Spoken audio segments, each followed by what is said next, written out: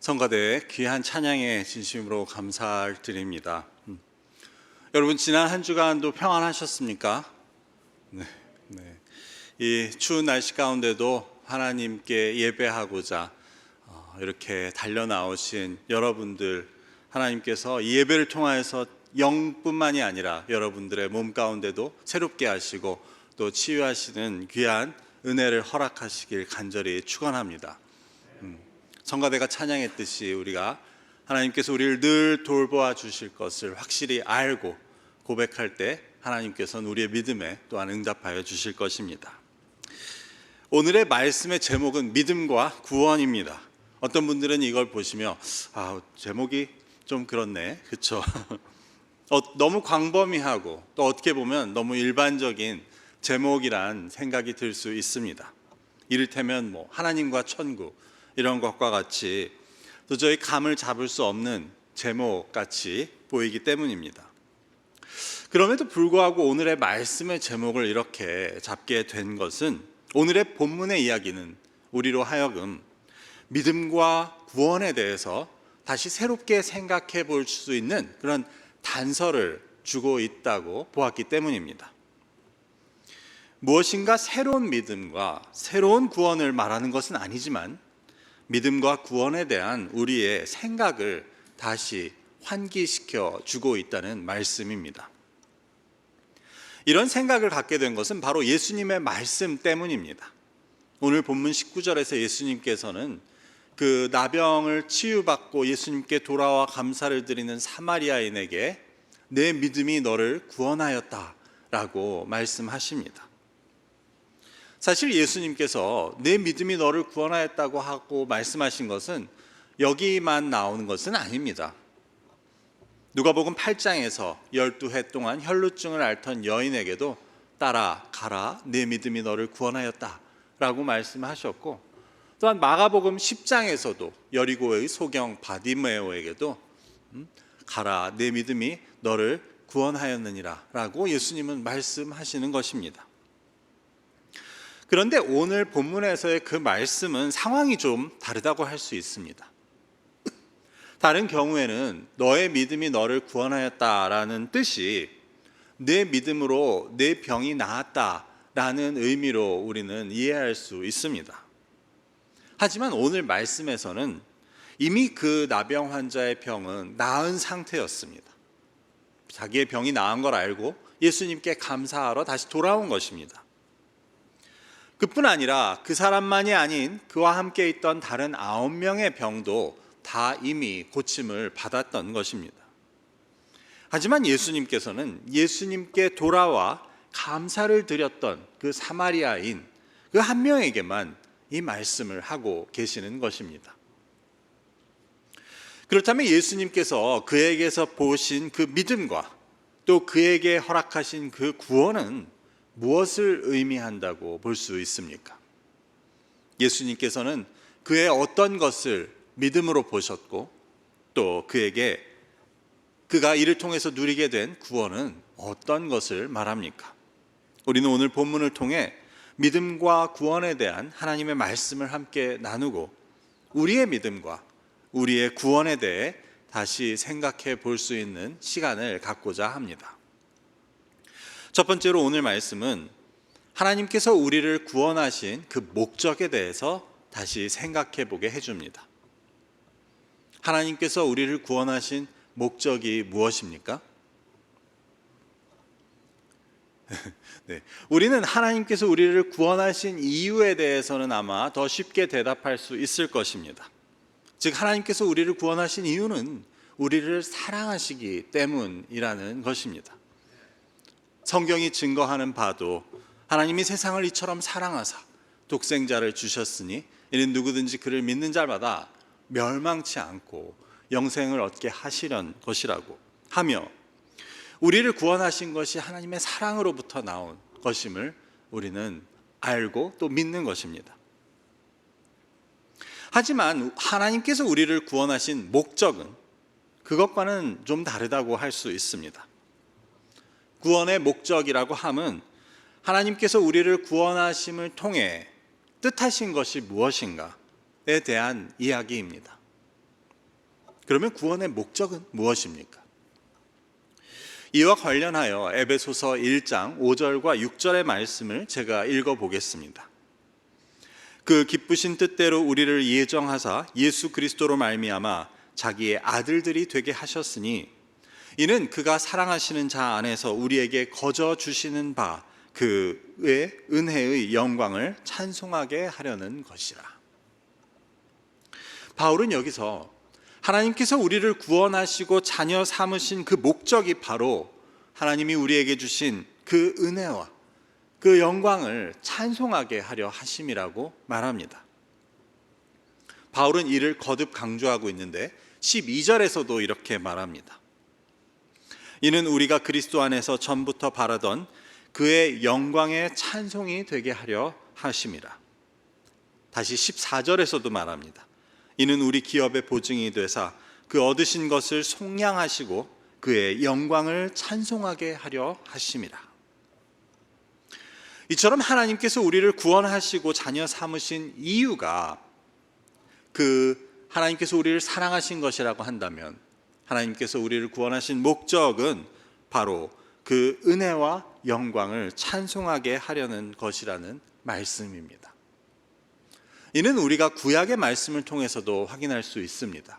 이사야서 43장 21절의 말씀에 보면 이 백성은 내가 나를 위하여 지었나니 나를 찬송하게 하려 함이니라 라고 증거하고 있습니다.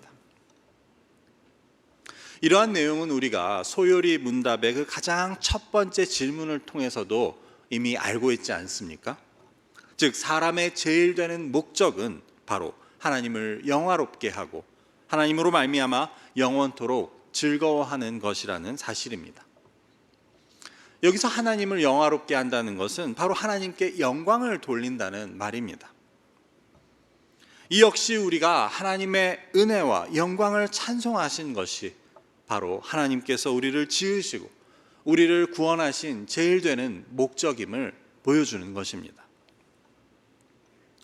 그래서 여기 있는 우리 모두는 구원을 받은 자들이라고 할 수 있는데 그 하나님이 우리를 구원하신 이유에 대해서는 우리를 사랑하셔서 그 아들을 보내주시고 우리를 구원하셨다는 것은 잘 알고 있지만 하나님께서 우리를 구원하여 자녀 삼으신 그 목적에 대해서도 우리가 분명히 기억하고 잊지 말아야 한다는 것입니다. 만일 우리가 하나님이 우리를 구원하신 그 이유만을 기억하고 그 목적을 잊어버리게 된다면 우리는 어쩌면 그 구원의 은혜에 합당한 삶을 살지 못할 수 있고 우리를 사랑하셔서 우리를 구원하신 그 하나님의 뜻을 저버리게 될 수 있습니다. 한번 생각해 볼까요? 하나님께서 우리를 그렇게 사랑하셔서 우리에게 구원을 허락하셨는데 우리가 그 은혜와 그 영광을 찬송하는 삶을 살지 못한다면 그것은 어떤 결과를 가져오겠습니까? 우리를 구원하시고자 그 아들을 보내주시기까지 우리를 사랑하신 그분의 뜻과 기대를, 즉 그 구원의 목적을 저버리는 것이 된다고 할 수 있습니다. 그렇기 때문에 바울이 에베소서의 말씀에서 3번이나 강조하듯 구원받은 우리에게 있어서 그 하나님의 은혜의 영광을 찬송하는 것은 그 무엇보다도 중요한 일이라고 할 수 있는 것입니다. 오늘 말씀에서 예수님께서는 10명의 나병 환자를 고쳐주셨는데 그 중에 한 명만이 예수님께 돌아와 큰 소리로 하나님께 영광을 돌리며 예수님 앞에 뛰어와서 그 발 아래 엎드리며 감사를 드립니다. 그 예수님께 받은 은혜, 자신을 평생 괴롭히던 나병을 치료받은 그 은혜로 인해 하나님께 영광을 돌리고 감사를 드렸던 것입니다. 그러자 예수님께서는 그에게 먼저 이렇게 물으십니다. 17절과 18절의 말씀입니다. 예수께서 대답하여 이르시되 10사람이 다 깨끗함을 받지 아니하였느냐? 그 9은 어디 있느냐? 이 이방인 외에는 하나님께 영광을 돌리러 온 자가 없느냐 하시고, 여기서는 예수님의 그 3번의 의문문이 기록되어 있는데 이것은 질문하는 것이 아니고 예수님께서 이해 안 되신다는 것을 표현하는 그러한 말씀이었습니다. 다시 말해 예수님께서 한탄하시며 하시는 말씀이었습니다. 10명 다 병이 낫지 않았느냐? 나머지 9은 어디 있느냐? 하나님께 영광 돌리고 감사하러 온 자가 너 하나뿐이냐? 우리는 이 말씀을 통해 예수님의 한탄하시는 마음을 엿보게 됩니다. 그런데 이 말씀이 혹시 우리에게 향하신 말씀, 우리에게 해당되는 말씀이 아닌지 우리는 생각해 볼 수 있어야 합니다. 너희가 다 구원받은 것이 아니냐? 내가 너희를 모두 구원한 것이 아니냐? 그런데 하나님께 영광을 돌리고 그 은혜를 감사하며 찬송하는 자는 과연 어디에 있느냐? 우리는 예수님께서 나를 향해 이 한탄의 말씀을 하고 계시지는 않는지 돌아볼 수 있어야 합니다. 혹시라도 그 구원의 은혜에 합당한 삶을 살지 못하고 하나님께서 나를 구원하신 그 구원의 목적을 잊어버리거나 저버리는 일은 없어야 한다는 것입니다. 두 번째로 오늘의 말씀은 우리 구원받은 자들이 행해야 하는 가장 중요한 일은 예배라는 것을 보여줍니다. 아니, 여기 예배가 어디 나옵니까? 하는 분들이 계실지 모르겠습니다. 신약 성경에서 예배를 뜻하는 단어는 3가지가 있는데 그 중에서 60회 이상 가장 많이 쓰인 헬라어 단어는 프로스퀴네오라는 단어입니다. 이 단어의 뜻은 땅에 엎드려 입맞추다라는 그러한 의미에서부터 유래한 단어입니다. 즉 예배의 대상이 되시는 하나님 앞에 엎드려 굴복하며 존경과 감사와 사랑의 뜻을 표하는 것이 바로 예배라는 것입니다. 그런 의미에서 오늘 나병을 치료받고 예수님께 돌아온 사마리아인이 하고 있는 것은 바로 예배의 행위였음을 우리는 알게 됩니다. 오늘 15절과 16절의 말씀을 제가 다시 읽어보겠습니다. 그 중에 한 사람이 자기가 낳은 것을 보고 큰 소리로 하나님께 영광을 돌리며 돌아와 예수의 발 아래 엎드려 감사하니 그는 사마리아 사람이라. 여기서 예수님의 발 아래 엎드렸다는 것 그 자체가 바로 예배의 행위라고 할 수 있습니다. 자신이 예수님의 그 은혜 앞에 너무나도 감사하여 겸손히 엎드리고 굴복하는 예배의 행위였습니다. 그런데 그뿐 아니라 그는 감사를 드리고 있었습니다. 감사 역시 우리가 잘 알듯이 구약시대로부터 제사와 예배의 핵심이 되는 요소가 바로 감사였습니다. 이와 관련하여 시편 100편 4절의 말씀을 제가 읽어보겠습니다. 감사함으로 그의 문에 들어가며 찬송함으로 그의 궁정에 들어가서 그에게 감사하며 그의 이름을 송축할지어다. 즉 감사로 하나님 앞에 나아가며 그 이름을 찬양하는 것, 이것은 바로 구약시대로부터 이어지는 우리의 예배의 모습인 것입니다. 이처럼 사마리아인은 예수님의 발 아래 엎드려 감사함을 통해 그 예수님께서 베푸신 그 병고침의 은혜에 응답하는 경배를, 예배를 드리고 있었던 것입니다. 이뿐 아니라 그가 큰 소리로 하나님께 영광을 돌렸다고 하는 것 역시 예배의 요소였습니다. 시편 50편 23절의 말씀을 읽어보겠습니다.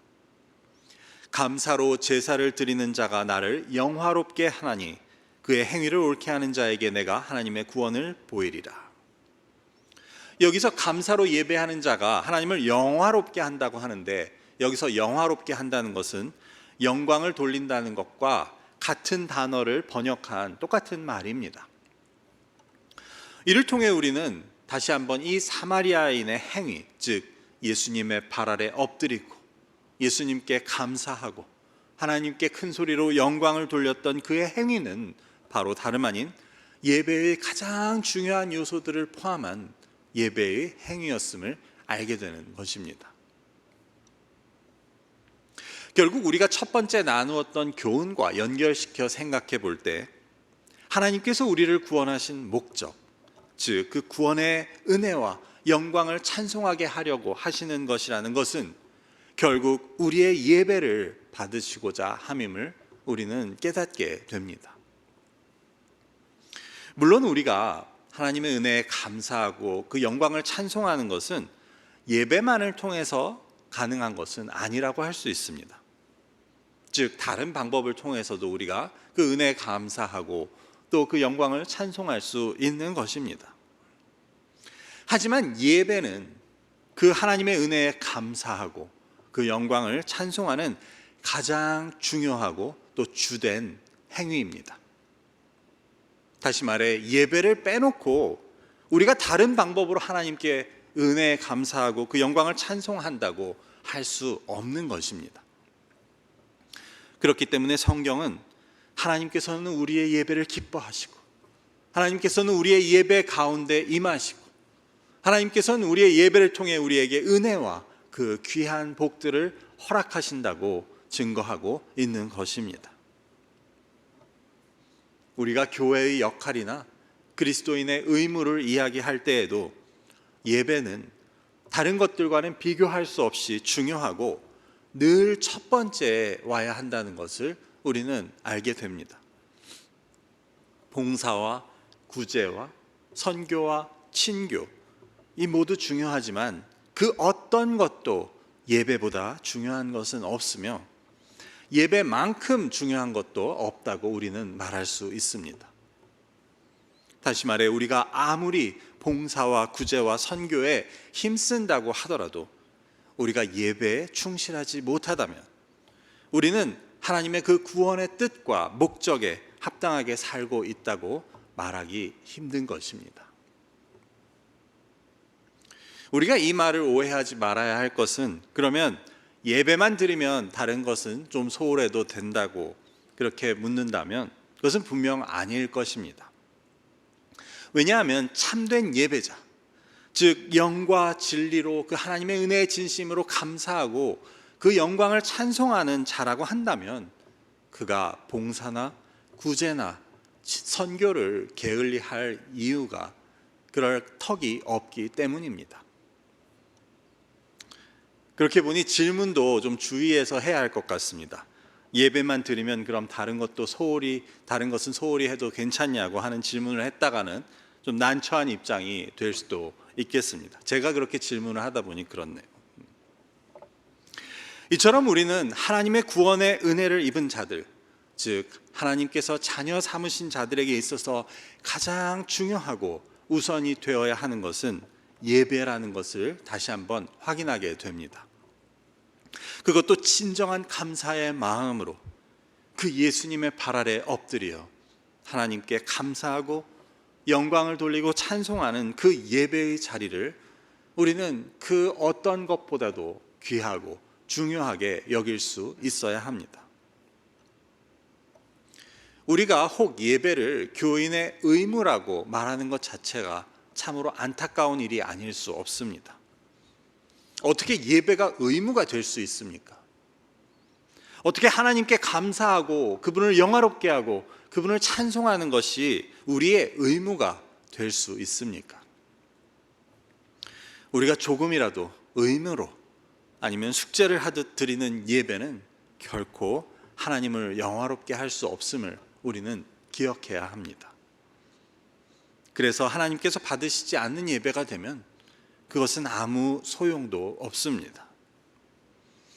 대신 우리의 예배는 오늘 병고침을 받은 그 사마리아인이 큰 소리로 정말 뛰어오며 하나님께 영광을 돌리고 예수님의 발 앞에 그렇게 엎드려서 그분께 감사하는 그러한 예배가 되어야 합니다. 진심으로 감사와 사랑의 뜻을 담아 예수님의 발에 입맞추고 하나님의 영광을 찬송하는 그런 예배를 우리가 드려야 한다는 것을 오늘 말씀을 통해 우리는 깨닫게 됩니다. 마지막으로 오늘 말씀은 다른 것이 아닌 우리의 예배가 바로 우리의 믿음과 우리의 구원을 증거해 준다는 것을 알게 됩니다. 예배가 우리의 믿음과 구원을 보여준다. 이것은 분명히 간단한 이야기는 아닙니다. 하지만 오늘 본문은 분명히 이러한 사실에 대해 힘있게 보여주고 있습니다. 예수님께서는 예수님께 돌아와 감사드리고 그 엎드린 그 하나님께 영광을 돌리는 사마리아인에게 그 나머지 9은 어디냐고 물으신 후에 이렇게 말씀하십니다. 다시 19절을 읽어보겠습니다. 그에게 이르시되 일어나 가라, 네 믿음이 너를 구원하였느니라 하시더라. 여기서 예수님께서는 그 나머지 9에 대해 물으신 후에 그 앞에 엎드려 감사하는 사마리아인에게 네 믿음이 너를 구원하였다고 말씀하시는 것입니다. 그렇다면 여기서 예수님께서 말씀하시는 믿음은 무엇입니까? 그것은 그 다른 병 고치는 사건들에서와 같이 예수님이 그를 낫게 해주실 것이라는 것에 대한 믿음은 아니라는 것을 우리는 알 수 있습니다. 왜냐하면 앞에서도 말씀드렸듯이 그는 이미 병 고침을 받았기 때문입니다. 그렇게 볼 때 예수님께서 하신 말씀, 그 믿음은 바로 그의 병을 고쳐주신 그 은혜에 감사하는 마음으로 예수님 앞에 엎드린 그의 예배의 행위를 말씀하시는 것이었습니다. 다시 말해 예배의 행위였습니다. 하나님께 감사와 영광을 돌리는 그의 예배의 행위를 보시고 예수님께서는 그의 믿음을 말씀하셨던 것입니다. 우리의 경우는 만약에 예수님께서 나의 믿음을 보신다고 했을 때 나의 무엇을 보신다고 우리가 생각할 수 있습니까? 지금 예수님께서 내 앞에 나타나셔서 다음 둘 중에 하나를 말한다고 한번 생각해 볼까요? 오늘 사마리아인에게 하신 말씀처럼 네 믿음이 너를 구원하였다라는 말이거나 아니면 너의 믿음이 어디 있느냐라는 말 중에 하나를 예수님께서 말씀하신다고 한다면 예수님께서는 과연 나의 무엇을 보시고 내 믿음을 말씀하실까 하는 질문입니다. 오늘 본문은 그 질문에 대해서 예수님께서는 내가 감사로 그 앞에 엎드려서 영광을 돌리는 찬송하는 나의 예배를 보시고 나의 믿음을 말씀하신다고 대답하고 있습니다. 예수님께서는 내가 남을 돕는 것, 교회에서 무슨 부서에 속해서 봉사하고 어떤 직책을 맡아서 일하는 것 이전에 나의 예배의 모습, 나의 예배의 행위를 보시고 나의 믿음을 말씀하신다는 것을 우리는 기억해야 합니다. 내가 얼마나 참된 예배자인지, 나의 예배 가운데 얼마나 나의 감사와 엎드림과 영광 돌림이 있는지를 가장 중요하게 보신다는 사실입니다. 다시 말해 내가 얼마나 하나님의 은혜에 감사하고 있는지는 바로 우리의 예배를 통해서 드러나게 되고 그 참된 감사와 찬송과 영광 돌림이 그 다른 어떤 것보다 우리의 믿음을 잘 보여준다는 말씀입니다. 그래서 우리에게는 하나님께 드리는 예배가 그 무엇보다도 중요합니다. 그것도 의무로 드리는 예배가 되어서는 안 되고 정말 평생 나를 괴롭히던 그 나병을 고침받은 그 사마리아인의 심정으로 나의 죄를 사해 주시고 나를 구원하신 그 은혜에 너무 감사한 마음으로 그 앞에 엎드려 그 발에 입맞추며 큰 소리로 하나님께 영광과 찬송을 돌리는 그런 우리의 온몸과 마음으로 드리는 믿음의 행위가 우리의 예배가 되어야 함을 우리는 기억해야 합니다. 놀라운 것은 예수님께서는 그처럼 엎드려 감사하는 사마리아인을 보고 그의 믿음만을 말씀하시는 것이 아니라 그런 너의 믿음이 너를 구원하였다고 그렇게 선포하십니다. 우리에게 적용시켜보면 우리는 이미 우리가 받은 구원에 감사해서 예배를 드리는 것인데 그런 우리에게 다시금 구원이 선포된다는 것은 어떤 의미를 가집니까? 우리 이미 구원을 받은 것이 아닙니까? 여기서 우리는 앞서 말씀드린 그 구원의 목적에 대해 다시 생각해 보아야 합니다.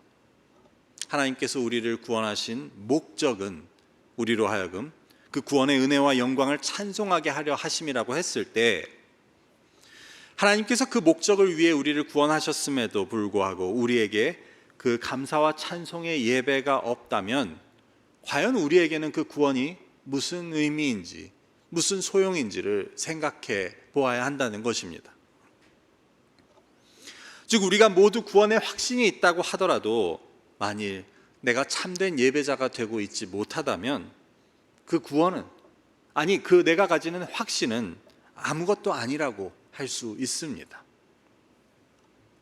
오늘 본문에서도 그 예수님의 은혜를 입고도 그 앞에 나와 엎드려 예배하지 않는 자들에게 예수님께서는 그들은 어디 있냐고 물으십니다. 즉, 예배가 없이는 예수님과 상관이 없는 것입니다. 그것도 예배의 형식이 아니라 감사함으로 그 앞에 엎드리는 그 영광을 돌리고 찬송하는 행위가 없이는 우리가 예수님과는 상관이 없는, 믿음과도 구원과도 상관이 없는 자들이 될 수밖에 없습니다.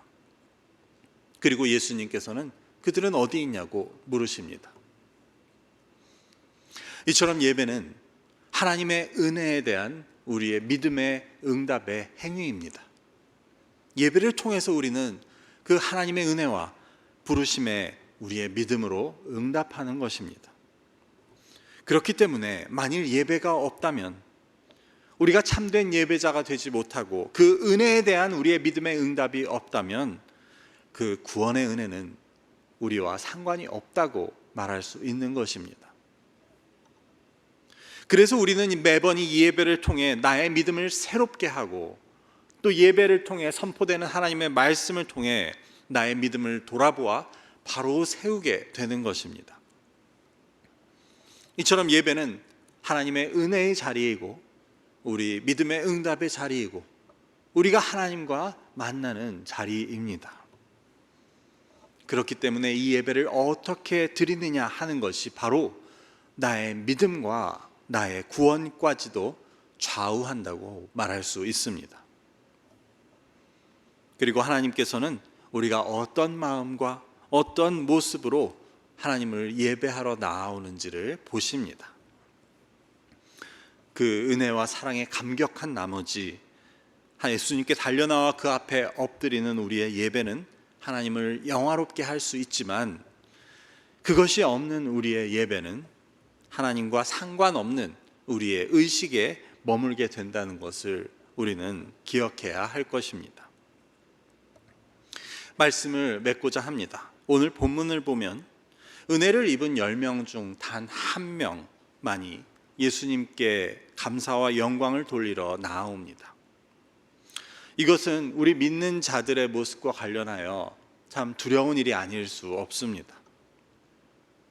믿는다고 하는 자들은 많지만 참된 예배를 통해 하나님께 그 믿음을 인정받고 그 구원을 허락받는 자는 극히 일부에 불과할 수 있다는 뜻입니다. 또한 그 한 명이 바로 사마리아인이었다는 그것도 역시 의미심장한 일입니다.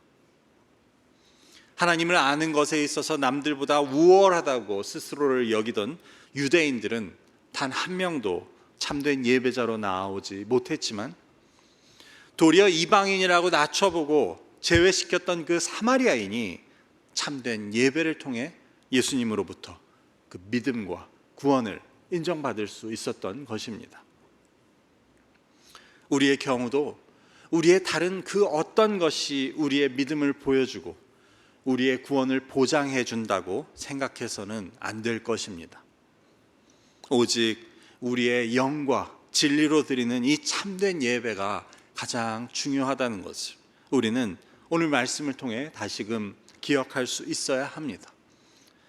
그래서 나의 일주일 중에 이 예배 드리는 이 시간이 가장 중요하고 귀하다는 인식과, 또한 내가 모든 예배의 자리는 빠짐없이 지키고 그리고 마음과 뜻을 다해 매번 하나님께 예배하겠다는 그러한 다짐이 있어야 합니다.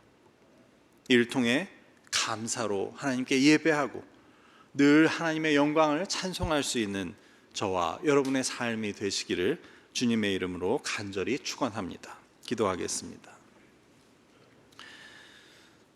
아버지 감사합니다. 오늘 말씀을 통해 하나님 그 예수님께 달려 돌아와 감사와 영광을 돌리던 10명 중에 그 한 명 사마리아인만이 예수님으로부터 그 믿음과 구원을 인정받고 또한 그 예수님께 참된 예배를 드릴 수 있었음을 우리가 돌아봅니다. 이 말씀을 통해 나 자신의 모습을 돌아보게 하시고 우리가 그 다른 어떤 것보다 하나님께서 나를 구원하신 목적, 즉 그 하나님의 은혜에 감사하고 그 영광을 찬송하는 나 평생의 삶이 되게 해달라고 이 시간 다짐하고 고백하는 우리가 될 수 있도록 인도하여 주시옵소서.